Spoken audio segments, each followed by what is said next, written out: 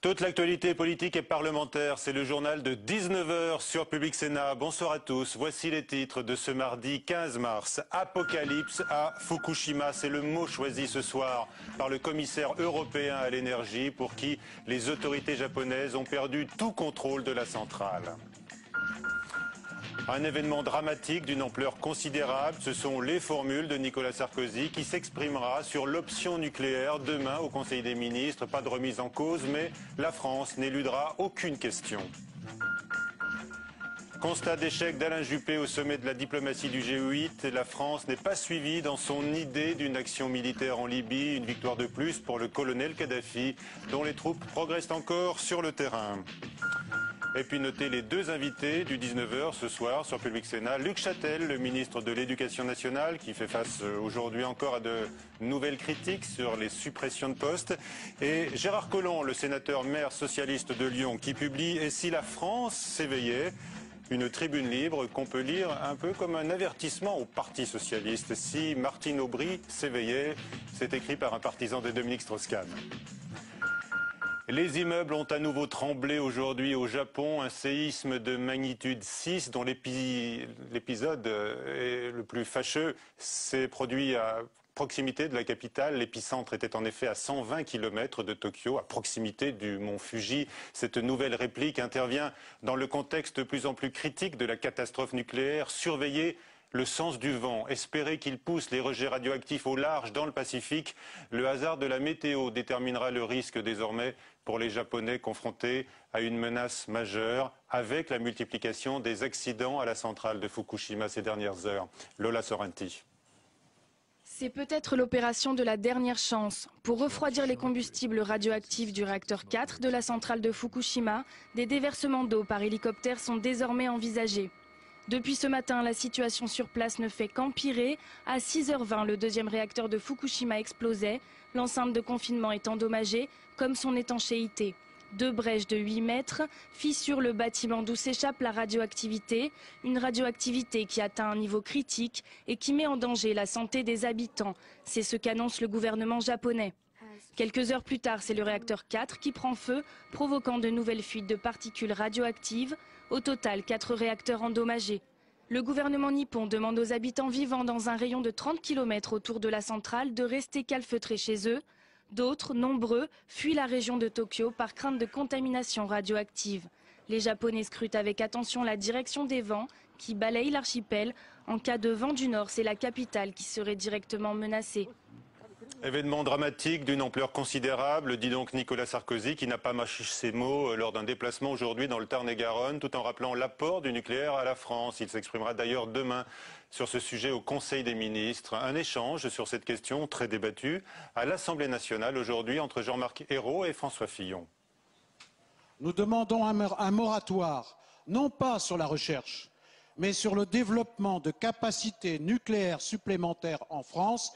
Et nous demandons également un audit public sur la sécurité de chacune de nos centrales et de nos réacteurs et sur la prolongation éventuelle de leur durée de vie. Nous devrons tirer tous les enseignements de cette catastrophe pour renforcer la sécurité de notre parc nucléaire. Et comme vous venez de le demander, les démonstrations de sûreté de chaque centrale en France seront contrôlées à la lumière des enseignements tirés par la catastrophe de Fukushima et les résultats de ces contrôles seront rendus intégralement publics. À Paris, notons que le CAC 40 cède à la panique en terminant en baisse de 2,5%. L'Union européenne décide de son côté de procéder à des tests de résistance de ces centrales nucléaires. Séisme, raz-de-marée, attaques terroristes, tous les scénarios vont être revus, mais tous les pays de l'Union n'ont pas la même approche, ni la même façon de réagir aux événements japonais. Margot Aubrio. L'Allemagne prend les devants. À quelques jours d'élections régionales, Angela Merkel annonce la fermeture immédiate et pour 3 mois de 7 de ses centrales les plus anciennes. Toutes les autres vont être révisées une par une. Il a été décidé que les centrales qui fonctionnent depuis la fin des années 80 seront arrêtées pendant la durée du moratoire. La position allemande est l'une des plus spectaculaires dans une Europe qui s'interroge sur l'avenir de son parc nucléaire. Les 27 réunis aujourd'hui à Bruxelles ont décidé la mise sur pied de tests de résistance pour toutes les centrales européennes. Une décision qui masque la diversité des positions des États membres. L'Italie, qui connaît une forte activité sismique, n'exploite plus le nucléaire depuis 1987.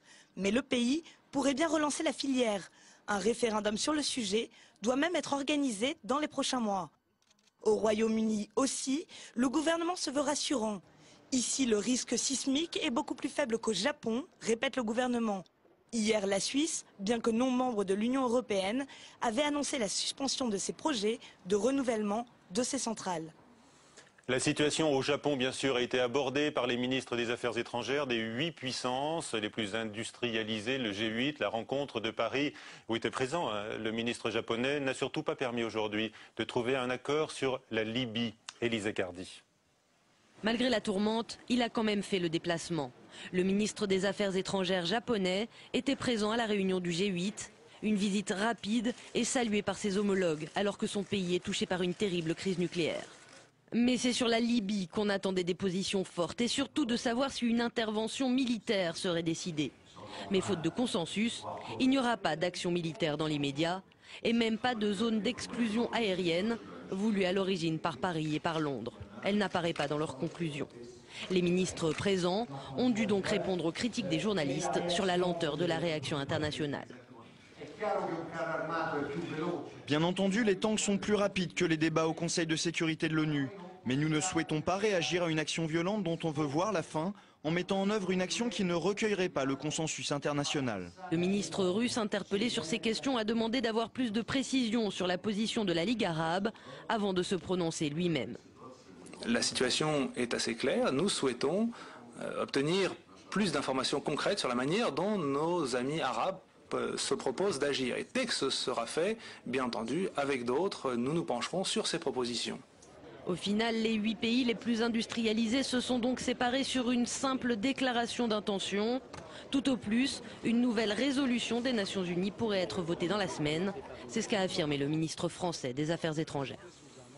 Voilà, l'option militaire est donc écartée, comme celle d'une zone d'exclusion aérienne. Cela au moment où l'urgence commande en progression constante. Les forces loyales au colonel Kadhafi ont en effet pilonné aujourd'hui la ville rebelle d'Adjabiya. Également dans l'actualité, notons-le, le recadrage par Claude Guéant du débat qui inquiète les musulmans. Le ministre de l'Intérieur exclut l'interdiction de l'arabe dans les prêches. Dans une interview publiée par Le Monde cet après-midi, c'est inconstitutionnellement impossible, explique le nouveau ministre de l'Intérieur. Les invités du 19h, donc, tout de suite, à suivre, Luc Châtel et Gérard Collomb.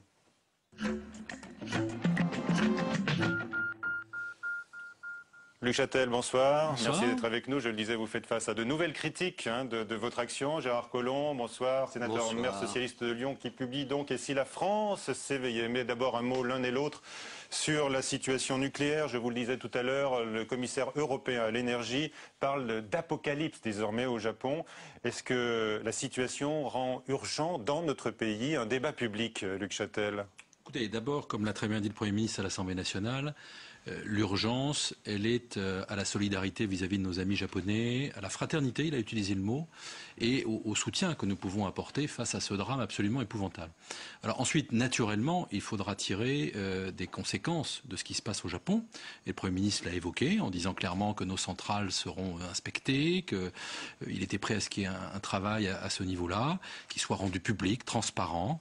Vous savez, le système nucléaire français est probablement un des plus transparents du monde. Nos centrales sont sans doute celles qui sont le plus sûres, mais il faut s'interpeller, se poser des questions et tirer les conclusions d'un tel événement. Bon, Gérard Collomb, dans votre livre, vous défendez une écologie responsable, en mettant en garde contre l'obscurantisme qui nous imposerait, vous l'écrivez, un mode de vie amiche. Quelle est votre position? Il faut-il rouvrir ce débat? Je précise que Lyon est à quelques dizaines de kilomètres de la centrale du Bugey. Bien évidemment, il y aura un avant et après catastrophe. Ce qui se passe au Japon est quand même extrêmement inquiétant et personne ne peut être insensible à la situation. Mais je pense que l'Union européenne définit une position juste. Quand par exemple l'Union européenne dit nous allons faire des tests de résistance sur toutes les centrales européennes, ça me semble être une position lucide, courageuse et en même temps qui évidemment tient compte de l'avenir, de nos problèmes énergétiques. Est-ce qu'un débat peut aller jusqu'à remettre en cause l'option du nucléaire civil? Dans notre pays, je pense que... Vous savez, le problème ne se pose pas comme ça. Il faut en même temps ne pas tout miser. Aujourd'hui, on est à 75% sur le nucléaire civil.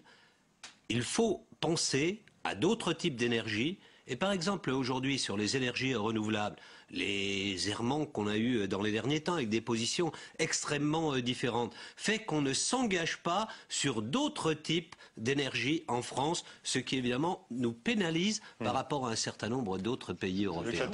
C'est inexact. C'est le Grenelle de l'environnement qui va permettre en 2020 d'être à 20% d'énergie renouvelable en France, alors que nous étions à 2 ou 3% au début des années 2000. Donc il va y avoir des progrès considérables, notamment avec tous les champs d'éoliennes offshore, grâce au développement de l'éolien. Donc il y a une vraie volonté du gouvernement de développer de l'énergie alternative. Maintenant, sur la question du nucléaire, comme le Premier ministre l'a bien dit à l'Assemblée nationale, je crois qu'il y a un temps pour tout. Il faudra qu'il y ait ce débat, qu'il y ait un débat sur l'énergie. Très bien.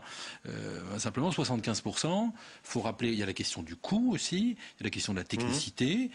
Donc tout ça doit être abordé et je pense qu'il ne faut pas, je dirais, agir sur l'actualité immédiate pour remettre tout en cause immédiatement. Il faut prendre un petit peu de recul. Simplement un point là-dessus, Monsieur Châtel. Comme vous le savez, je suis élu local.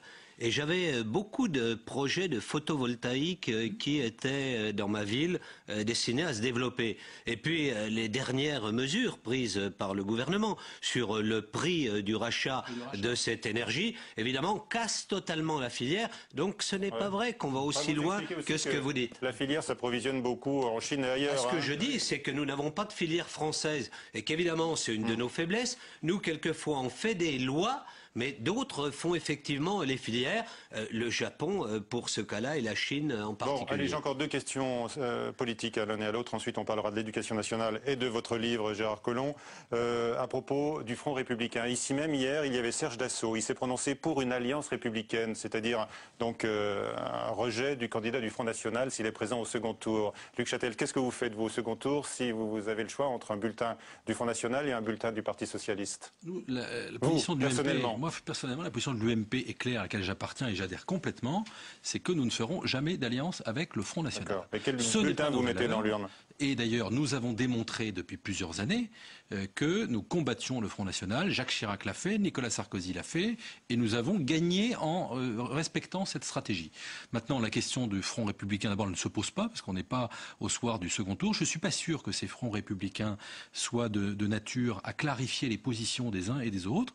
Moi, je trouve sain qu'il y ait un débat démocratique entre nous. On peut se respecter entre tenants de visions différentes de la société. Je respecte Gérard Collomb, simplement, nous avons des désaccords politiques et c'est sain. Qu'est-ce que vous faites, vous, Gérard Collomb, entre un bulletin Front national et un bulletin UMP? Si vous voulez, moi, ma position est plus claire que celle de M. Châtel. J'ai déjà voté Chirac.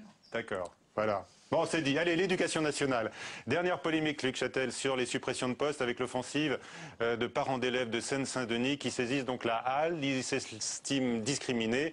Vous réagissez après ce reportage sur place de Thomas Raguet. Il y a la querelle des chiffres, mais il y a également les témoignages des parents d'élèves. Nous, parents d'élèves d'Épinay-sur-Seine FCPE, saisissons la haute autorité de lutte contre les discriminations et pour l'égalité au motif d'une discrimination territoriale. Des parents d'élèves en colère contre le non-remplacement des professeurs absents dans leur ville. Depuis septembre, ils ont recensé près de 750 absences sur les 28 écoles de la commune. 80% d'entre elles n'ont pas été remplacées. Moi, j'ai été parent dans le 78 et dans le 92 parce que j'ai un grand-fils qui est né il y a 13 ans. Eh bien, je n'ai jamais vu ça, ni dans le 92, ni dans le 78. La situation que peut vivre mon fils aujourd'hui dans le 93. On se bat. Les parents se démotivent aussi parce qu'à force de se battre et de ne rien obtenir, c'est long. Donc là, on a une équipe choc de parents, on va dire, et du coup, ça motive les autres. Et puis là, on est prêt, on ne lâche rien. On a trop fait pour lâcher maintenant. Des parents d'élèves mécontents qui peuvent compter sur le soutien de nombreux élus de gauche du département. En Seine-Saint-Denis, nous ne réclamons pas l'aumône, nous réclamons l'égalité réelle. Nous réclamons une organisation des services publics pour permettre à la population de la Seine-Saint-Denis de sentir qu'elle peut mener une vie normale. La discrimination territoriale mise en cause par ces parents d'élèves n'existe pourtant pas en droit français. Mais la HALDE examinera tout de même leur demande. La FCPE du département appelle d'ores et déjà à une journée d'occupation des écoles, la 3e en 3 mois. Luc Châtel, quand on voit ce reportage, on se dit qu'une situation ne se reproduirait pas à l'identique à Paris. C'est pas vrai. D'abord, je conteste fermement, totalement les chiffres qui sont avancés dans ce reportage. Et d'ailleurs, personne n'est dupe à quelques jours des élections cantonales quand on voit l'ensemble du rassemblement des élus de gauche participer à ce rassemblement. Mais je veux répondre sur le fond de la question du remplacement. C'est très important. Et nos concitoyens, ils sont très attachés à juste titre. Ah oui. Quelle est la situation du département de Seine-Saint-Denis? C'est le département de France où il y a le plus de professeurs absents. 15% en moyenne de taux d'absentéisme chez les professeurs. On est à 5 à 6% au niveau national. Et on est monté jusqu'à 17% au mois de janvier. Face à cela, que faisons-nous? Nous déployons des moyens exceptionnels. À situation exceptionnelle, réponse exceptionnelle. Et donc nous avons un volant de professeurs remplaçants qui est le plus important de France. C'est-à-dire qu'il y a plus de 10% des enseignants de Seine-Saint-Denis qui sont des remplaçants, alors qu'en moyenne au niveau national, on est à moins de 8%. Ça ne marche pas. Ça ne marche pas. Parce que par exemple, il y a une mère de famille qui témoigne, et son fils, il n'a pas eu classe pendant 3 semaines et demie depuis la rentrée. J'aimerais regarder dans le détail la situation. Je vous donne la situation d'Épinay-sur-Seine. Il y a 270 classes à Épinay-sur-Seine. Moi, j'ai regardé dans le détail. Hier matin, il y avait 2 classes sur 270 qui n'avaient pas de remplaçants. C'est 2 de trop. Et c'est le rôle de l'éducation nationale que d'y remédier. Mais j'entends des chiffres. On me dit, voilà, il y a 630 journées de cours qui n'ont pas été produites depuis le début de l'année. D'accord. Vous sur opposez combien, le nombre de cours sur combien de journées de cours ramenées à l'ensemble de la ville? 24 000. Oui. Ça fait 2,7%. Bon, néanmoins, ça veut, mais non, mais ça veut quand même dire qu'il y a 97% des heures de cours qui ont été données Est-ce que dans néanmoins vous confirmez là, ce soir, la suppression de 60 postes supplémentaires en Seine-Saint-Denis à la rentrée? Je confirme que la carte scolaire s'appliquera en Seine-Saint-Denis comme elle s'applique sur l'ensemble des départements. Vous savez, à la rentrée prochaine, il y aura en France, dans le système éducatif, 35 000 professeurs de plus qu'il y en avait au milieu des années 90, alors qu'il y a 500 000 élèves de moins. Donc la question du taux d'encadrement, elle n'est pas la bonne puisqu'elle est meilleure, ce taux d'encadrement est meilleur qu'il était il y a une quinzaine d'années. Et le sujet, c'est pas celui-là. Le sujet, c'est la capacité d'envoyer, d'affecter les moyens aux endroits où ils sont nécessaires. Ça, c'est le ressort de votre ministère, alors. Oui. Et les difficultés entre académies, notamment en région parisienne. Et voilà, c'est pour ça que j'ai voulu changer le système du remplacement. L'inspecteur d'académie de Seine-Saint-Denis a d'ailleurs proposé qu'à partir de la rentrée prochaine, il y ait une mutualisation dans le remplacement entre la Seine-Saint-Denis et les Hauts-de-Seine. Il a proposé des postes supplémentaires de remplaçants. Donc nous sommes capables de nous adapter aux priorités. D'accord. Bon, alors ça ne se voit pas encore tout à fait sur le terrain, même si vous dites que c'est un procès politique qu'on vous fait. Allez, autre chose. Les ratés de la réforme du lycée qui est appliquée en seconde depuis la dernière rentrée. Ah oui, vous... Les ratés parce qu'il y a quand même un rapport de l'inspection générale. Je vous encourage à le lire. Qui pointe, qui confirme en tous les cas les réticences des enseignants. Vous ne considérez pas que c'est un raté? Non. Ce rapport de l'inspecteur... D'abord, je vais vous dire... Sur les difficultés de l'accompagnement de l'éducation nationale fasse une conférence de presse avec 2 inspecteurs généraux et fasse toute la transparence sur un rapport. Qui critique. Une critique objective, c'est-à-dire qui fait un état des lieux, une photographie instantanée, 6 mois après la mise en œuvre d'une réforme. Remédier aux difficultés qui il dit que cette réforme est en marche. Simplement, cette réforme, elle bouscule des pratiques sur 2 aspects. D'abord, elle favorise l'autonomie des établissements scolaires. La marge de manœuvre donnée aux proviseurs dans la gestion de leurs moyens horaires et humains. C'est une vraie nouveauté et c'est capital si on veut justement être plus efficace et s'adapter à la réalité locale. Mais c'est vrai que tous les chefs d'établissement ne sont pas forcément préparés à cela. Donc il faut les accompagner. Deuxième nouveauté, c'est ce qu'on appelle l'accompagnement personnalisé. C'est-à-dire une nouvelle pratique pédagogique qui consiste à apporter dans la classe une remédiation aux difficultés scolaires. J'ai des difficultés scolaires. Il ne suffit pas d'empiler les heures de français aux heures de français. Il faut un moment qu'on m'explique comment on apprend à travailler, comment on prépare un examen, comment on prend des notes, comment on s'oriente. Et tout ça, c'est l'accompagnement personnalisé. Ça aussi, c'est nouveau. Et donc, ça nécessite de notre part un accompagnement supplémentaire. Mais globalement, le bilan de cette réforme est positif. Et vous allez l'accentuer. Et vous allez pouvoir Absolument. le faire en supprimant des postes? Alors oui, parce que, encore une fois, vous savez, cette année, l'éducation nationale va recruter 17 000 personnes. On oublie un petit peu que l'éducation nationale... On dit 16 000 suppressions de postes. Oui, parce qu'il y a 33 000 départs en retraite. Oui. Donc l'éducation nationale va rester le premier recruteur de France, le premier employeur de France. Le solde sera négatif quand même, la prochaine rentrée. Le solde négatif, mais encore une fois, ça fait 25 ans qu'à chaque fois qu'il y a des problèmes d'éducation nationale, on répond postes et moyens. Est-ce que cette politique a obtenu des résultats? Non, au regard des enquêtes internationales sur l'efficacité de notre système éducatif. Gérard Collomb, vous avez envie de réagir, vous qui connaissez la gestion scolaire dans votre ville? Un mot? Simplement un point qui m'a marqué dans votre intervention et que je trouve un peu difficile. Lorsque vous dites, par exemple, en Seine-Saint-Denis, il y a plus de professeurs absents que dans les autres départements. S'interroger pourquoi? Bah oui, c'est une vraie parce question. que Moi, je suis prêt simplement, la avec les Seine-Saint-Denis élus à en discuter. est un département particulièrement difficile, et donc que les problèmes de ghettoisation de l'agglomération parisienne, de l'Île-de-France, sont des problèmes qui aujourd'hui non seulement ne sont pas résolus, mais vont en empirant. Et c'est à ce problème-là qu'il faut effectivement s'attaquer. C'est un des points que je souligne dans mon livre. Ah ben on en parle justement de votre livre, Gérard Collomb, qui pourrait vous séduire, Luc Châtel. Hein. Il y a des pages notamment qui sont consacrées à la campagne présidentielle de 2007. Ah, mais vous vous dites admiratif de Nicolas Sarkozy, Gérard Collomb. Vous avez été assez bluffé par sa campagne, mais son volontarisme affiché à l'époque. Oui, dans mon livre, je dis que Nicolas Sarkozy est un bon candidat. Et je crois qu'il sera à nouveau un bon candidat, mais que c'est un mauvais président. Et quand même, ce qu'on demande à un candidat, c'est, quand il est élu, d'être un bon président derrière. Donc évidemment, le bilan est très en demi-teinte. Alors, vous appelez la gauche à se réformer dans votre livre. Je rappelle que vous soutenez Dominique Strauss-Kahn. Vous vous adressez directement à Martine Aubry. Dernièrement, elle vient de publier un livre où elle appelle un changement de civilisation. Ça doit vous faire peur, ça, non? Un changement de civilisation... Tout le monde voit bien que la civilisation est en train de changer. Le problème, c'est pas de savoir si sur 100 ans les choses vont bouger, mais comment on va faire lorsque l'on sera au gouvernement en 2012. Ça, c'est la vraie question à laquelle j'essaye de répondre dans mon livre. Alors, vous espérez bien que DSK, lui, saura trouver les bonnes réponses pour réformer le pays, hein? Mais vous exprimez une crainte à la fin du livre, qu'il soit un peu dans la position de Jacques Delors en 1995 et que finalement il renonce.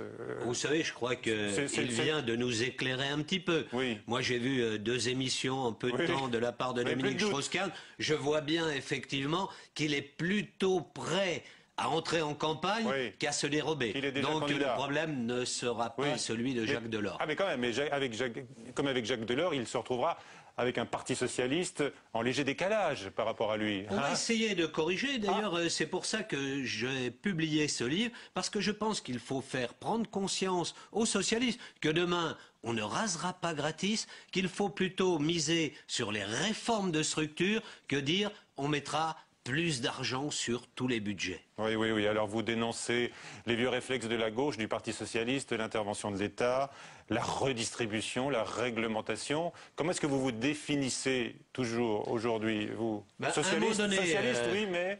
Dominique Strauss-Kahn avait parlé d'un socialisme de la production. Eh bien, moi, je me reconnais totalement dans cette version-là du socialisme, c'est-à-dire qu'il faut répartir les richesses, mais avant de les répartir, il faut déjà les produire, et c'est le point que je soulève dans ce livre. Alors, vous soulevez également le point des territoires, des expériences qui sont menées par des élus locaux comme vous. Vous jouez la province contre Paris, ou plutôt la province contre Solferino? Non, pas du tout. Ce que je dis, c'est que l'État aujourd'hui a perdu de son pouvoir, d'un côté, du côté de l'Europe, vers le haut, et puis en même temps vers les territoires. Et donc que c'est dans la complémentarité et dans l'articulation entre une vision européenne et des politiques ancrées dans les territoires que l'on permettra à ce pays de sortir de la crise où il est. Vous dites que le pouvoir central a perdu du pouvoir au profit de l'Europe. Mais ça, vous vous en félicitez? Parce que vous soulignez l'obligation européenne. Non, je ne m'en félicite pas, je constate. Et je dis qu'à partir de là, lorsque l'on constate, par exemple, que dans la crise financière que nous avons connue, les rares moments qui nous ont permis de nous en sortir, c'est lorsqu'il y a eu des politiques concordantes. Mais qu'ensuite, nous retombons très vite dans des égoïsmes nationaux qui pénalisent l'Europe et l'empêchent de prendre sa place dans le monde. Gérard Collomb, vous avez écrit ce livre pour vous positionner aussi. Vous aviez dit, si DSK n'y va pas, ben moi je me présenterai aux primaires alors. Ben oui, mais vous voyez, j'ai pas de chance, il va y aller. Donc je pourrais pas me présenter aux primaires. Vous lui proposez, vous lui offrez toutes vos propositions sur un plateau. Ah, je crois qu'il va les regarder avec attention parce que comme il n'est pas dans le toujours plus, mais comment faire différemment, il y trouvera peut-être une source d'inspiration. Vous avez des échanges avec lui? Non, mais... Des contacts? Je sais qu'il se prépare et vous le savez.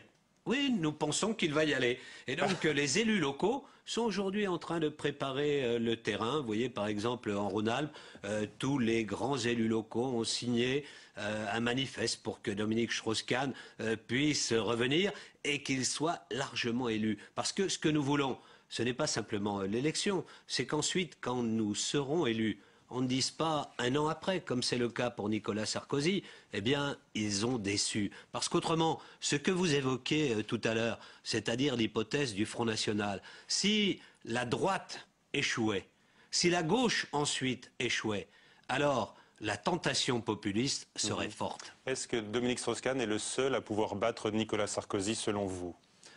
Je crois en tout cas qu'il a la capacité à faire en sorte qu'après la politique, après l'élection, la politique de notre pays évolue dans le bon sens. Pourquoi? Parce qu'il a justement cette vision large du monde. Il voit bien comment s'établissent les rapports de force, comment l'Europe est en train de perdre du terrain par rapport aux USA, par rapport à l'Asie. Et donc, il a cette capacité à remettre l'Europe dans le monde, la France dans l'Europe. Mais vous avez vu, Martine Aubry, elle aussi a des soutiens, et notamment parmi les élus locaux, hein, Gérard Collomb. Oui, quelques-uns, bien évidemment. Oui. Mais je crois que, si vous voulez, il me semble, je peux me tromper aujourd'hui, j'étais plutôt de ceux qui pensaient que Martine Aubry irait jusqu'au bout.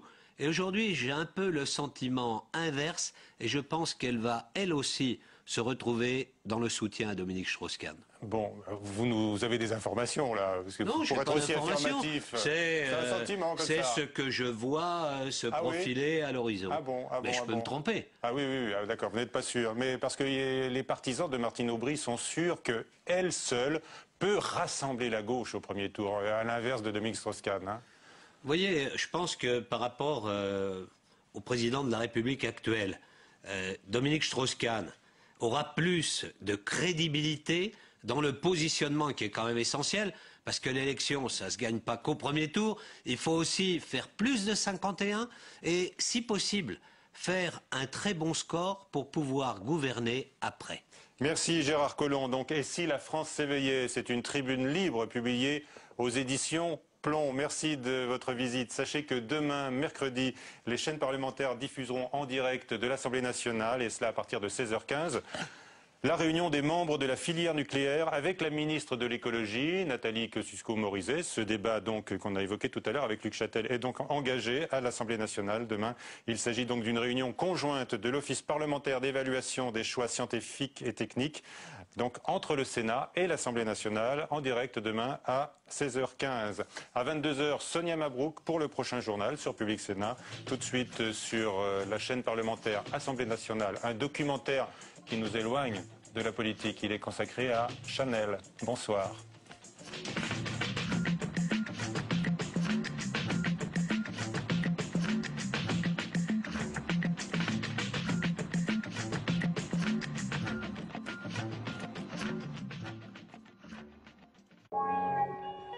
Depuis 10 ans, l'industrie française a perdu près de 700 000 emplois.